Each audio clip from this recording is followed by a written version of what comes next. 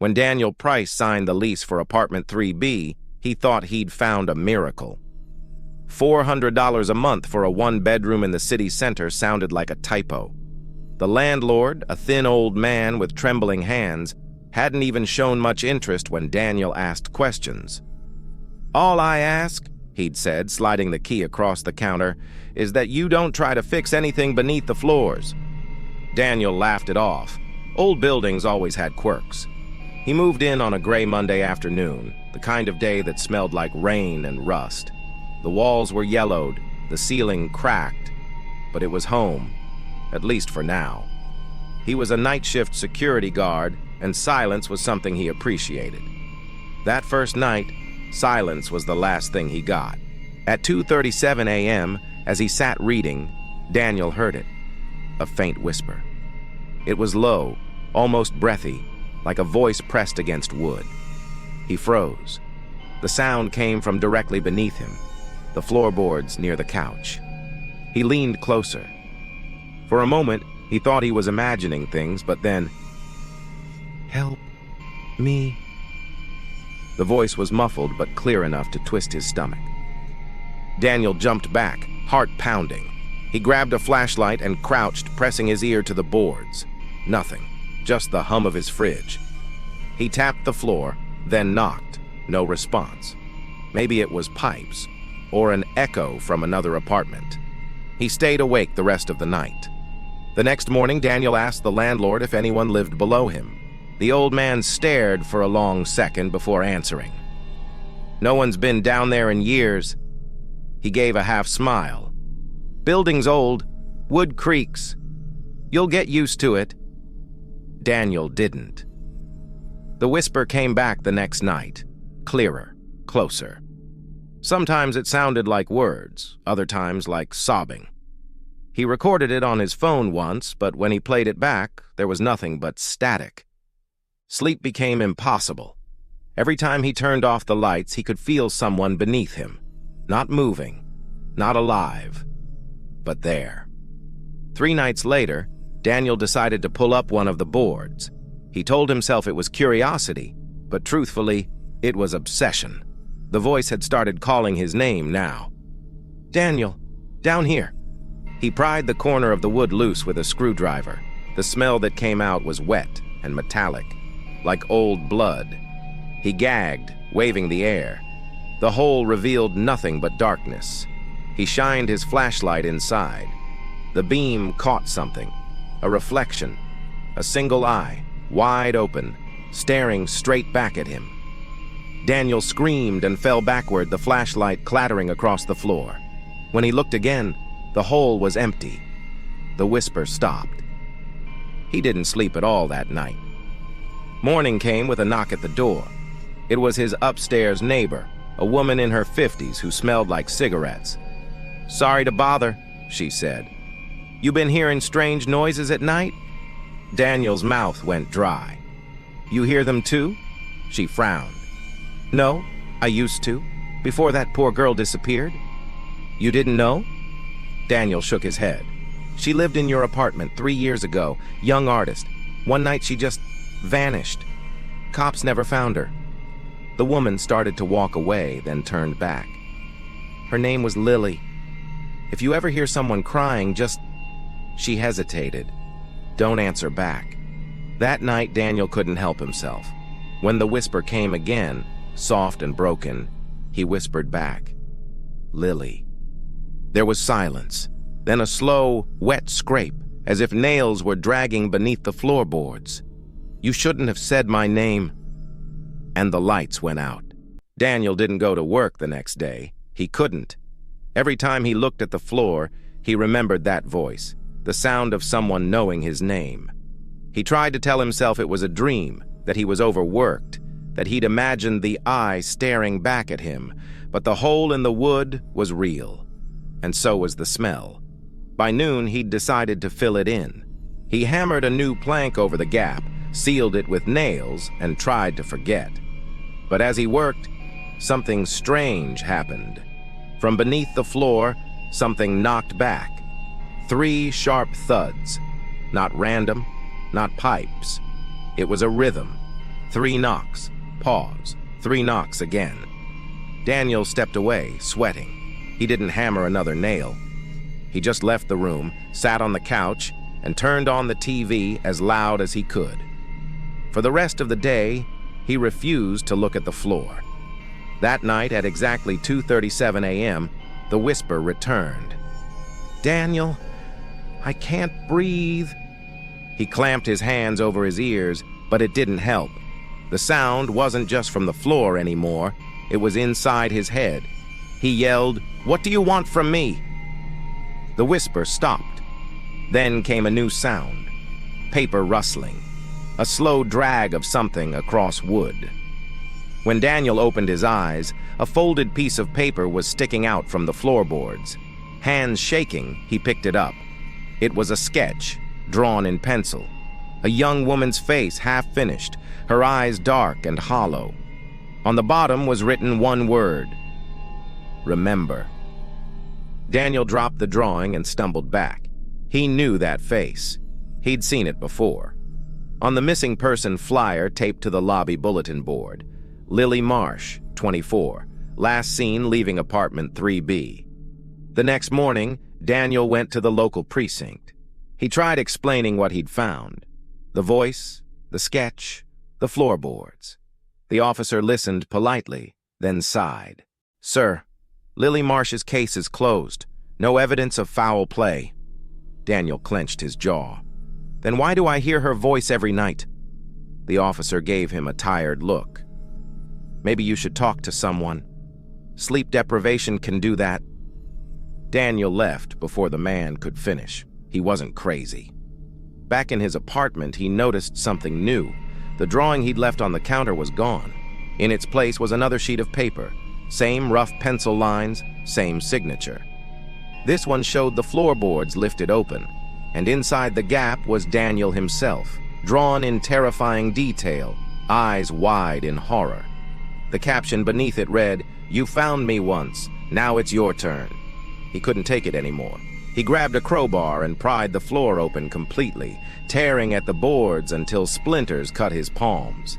What he found wasn't a body. It was a small crawl space, maybe 3 feet deep, a hidden compartment lined with old paint cans, paper scraps, and dozens of sketches. Every one of them was Lily's. Everyone showed a version of her under the floor, trapped, screaming, watching from below. At the very back, there was something else, an old cassette recorder. He pressed play. A woman's voice crackled through. "If you find this, he's still here." Static. Then, "Don't trust the landlord." Daniel froze. In the background, he heard a door creak open. Not on the tape, but in his apartment. He spun around. The front door was ajar. "Mr. Price?" The landlord's frail voice drifted in. "I told you not to touch the floors." Daniel swallowed hard. "You knew she was down there." The old man stepped inside, his expression calm but cold. "She was an artist. She painted with more than color. The walls, the wood, they remember." Daniel raised the crowbar. "What did you do to her?" The landlord smiled faintly. "Same thing I'll do to you if you don't leave." The air grew heavy. From the open floor, a faint whisper rose again. "He's lying." Daniel turned the crowbar toward the old man, but before he could move, the landlord's eyes rolled white. He collapsed, seizing on the ground. The whisper turned into a scream. The lights flickered. When they came back on, Daniel was alone. The floorboards were sealed shut. The recorder was gone. And in the silence that followed, a soft voice whispered directly behind him, "Now you're part of the story, too." The police ruled it a stroke. That's what they said about the landlord. Daniel sat in the hallway as they zipped the old man into a black bag, his hands still trembling. He told them about the floor, the voice, the sketch, everything. But the officers didn't go inside. They said the apartment was structurally unstable and sealed the door. They didn't take his name. They didn't ask questions. By nightfall, Daniel broke the seal and went back in. He couldn't leave. Not after what he'd heard. He's still here. The apartment felt colder, the air heavy and damp. The lights flickered with a faint hum like they were struggling to stay alive. He turned on his phone flashlight and stepped toward the living room. The boards he'd ripped up were back in place, but not how he left them. They'd been nailed shut from the inside. He spent the next day digging through public records, searching for anything about Lily Marsh or the building's history. What he found made his blood run cold. Over the last 15 years, 4 tenants had gone missing, all from apartment 3B. Each case unresolved, each tenant an artist or writer. One police note stood out. All complaints prior to disappearance involved noise reports, whispers, tapping, and sounds from beneath the floor. Daniel printed every page he could find, taping them to his wall. Faces of the missing stared back at him. Lily, a man named Oliver, a college student named Grace, and a painter called June. He circled their names, connecting them with string like a detective from a movie. But all the lines led to one thing: the floor. That night, he sat awake with a tape recorder, staring at the boards. At exactly 2:37 a.m., the whisper began again, faint, like a breeze moving through a throat. "Daniel, you have to finish it." He pressed record. "Finish what?" Silence. Then another voice, not Lily's, deeper, male. "It's already begun." He dropped the recorder, stumbling back. The light bulb above him exploded, showering glass across the room. Something moved beneath the wood, a bulge, as if something alive was crawling under the floor. Daniel froze. The bulge moved toward him, slow and deliberate. He grabbed his crowbar and swung at the boards. The floor cracked open, and beneath it, he saw faces, dozens of them, men, women, mouths open in silent screams, their features warped into the grain of the wood, painted into it. Their eyes were dark knots, staring right at him. He screamed and stumbled back as the whispers erupted. 100 voices begging, crying, calling his name. "Help us!" He buried us in the paint. "Finish it!" Daniel slammed the floor shut, gasping for breath. He didn't leave the apartment for 2 days. Every time he closed his eyes, he saw them. The faces, the eyes, the painted flesh. He drank, barely ate, just sat in the dark listening to the floor breathe. On the 3rd night, his phone buzzed. An email from an unknown address. "Do you hear them too?" Attached was a photo. It was a picture of his apartment, taken from inside the crawl space. He could see himself sitting on the couch, staring at the floor. There was only one line of text beneath it. "She's not the only one who remembers." Panicking, Daniel packed a bag and ran downstairs. The police tape was still on the main door, but the lock was gone. The building was silent. No footsteps, no neighbors, just the low hum of the lights. As he passed the lobby mirror, he stopped. Something was wrong with his reflection. His face looked pale, stretched, and on his neck, faintly visible, were brush strokes. He wiped at them, but the paint didn't come off. The whispers rose again, echoing through the halls. "You're becoming part of the story." Daniel bolted outside and into the street. Rain poured down, drenching him, washing streaks of gray paint from his skin.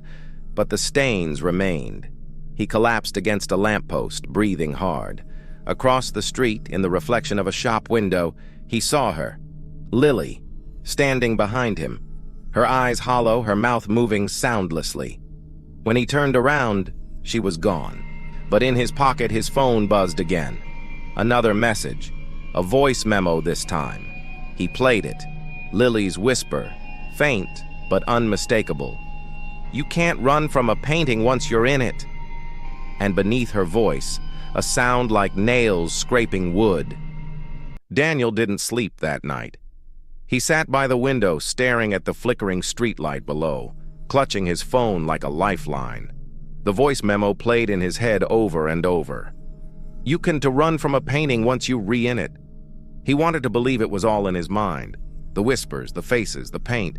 but his skin told him otherwise. The brush-like strokes across his neck had darkened overnight, curling like veins. When he scratched at them, the marks bled gray. Something inside him was changing. He packed his bag, ready to leave the city for good. But when he tried to open the apartment door, the handle wouldn't budge. It turned, clicked, but the door stayed locked. He stepped back, breathing heavily. Then from behind him, the floor creaked. Leaving so soon? The voice wasn't a whisper anymore. It was a man's, deep, steady, and horribly familiar. Daniel turned. Standing by the couch was the landlord, but his skin was wrong, pale and stretched thin, his eyes dark hollows of dried paint. "You died," Daniel stammered. The old man smiled faintly. "You don't die when you're part of the masterpiece." He raised his trembling hand and the lights dimmed. The walls pulsed faintly, like breathing. "All artists leave something behind," the landlord said, stepping closer. "Lily painted her pain. I just helped her preserve it." Daniel backed away, heart hammering. "You killed them. All of them." "I transformed them," the man whispered. "Each tenant had something to give. Fear, love, madness. I took their essence and sealed it here. This building isn't made of wood, Daniel." He pressed a hand to the wall. The plaster rippled under his touch, revealing faint outlines of faces beneath the surface. "It's made of souls." Daniel lunged forward with the crowbar he'd kept by the door, swinging wildly. It struck the old man's shoulder, but instead of flesh, gray dust burst out, scattering like ash. The landlord barely flinched. "You can't fight what's already part of you." Daniel dropped the crowbar and ran toward the window. But outside, the city wasn't there anymore. Just darkness. No lights, no buildings, no sound. Only whispers. He turned back. The apartment had changed. The walls covered in hundreds of sketches, each one showing him in various poses of fear. And in every drawing, the floorboards were open. The whispers grew louder, Lily's voice among them. "He made us paint. He made us become the art." Daniel's head spun. "Tell me how to stop it," he shouted. "Finish it," she said. He looked around. Paintbrushes, dried tubes of color, blank canvases scattered across the room. The walls oozed streaks of red and gray, as if bleeding pigment. Daniel grabbed a brush, his hand trembling. "If I finish it, will you let me go?" No answer. Just silence. The first silence he'd heard in weeks. He took it as permission. He began to paint. His strokes were frantic, desperate, recreating what he saw around him. The room, the walls, the faces in the floor. He painted the landlord's hollow eyes, Lily's broken stare, his own face reflected in cracked glass. Hours passed. The room pulsed brighter with each stroke. The air grew thicker, colors dripping from the ceiling like rain. When he finally stopped, his canvas showed the entire apartment, exactly as it was, but with one difference. In his painting, the floorboards were wide open, and inside the crawl space was a figure, looking up. It was him. The whisper came again, faint but clear. "It's done." The apartment fell silent. Daniel dropped the brush, exhausted. The lights steadied. The air stilled. For the first time in days, everything was quiet. He smiled weakly and turned toward the door. It opened easily this time. Outside, morning light filled the hallway. He walked down the stairs and out into the street. People bustled around, cars honked, the world looked normal again. He took a deep breath of fresh air, feeling alive. Maybe it was over. That night, a new tenant signed the lease for apartment 3B. The landlord, a young man with calm eyes and gray stains on his neck, handed over the key with a faint smile. "All I ask," he said, "is that you don't try to fix anything beneath the floors." End of story. Voices beneath the floorboards. Every masterpiece needs its final brushstroke.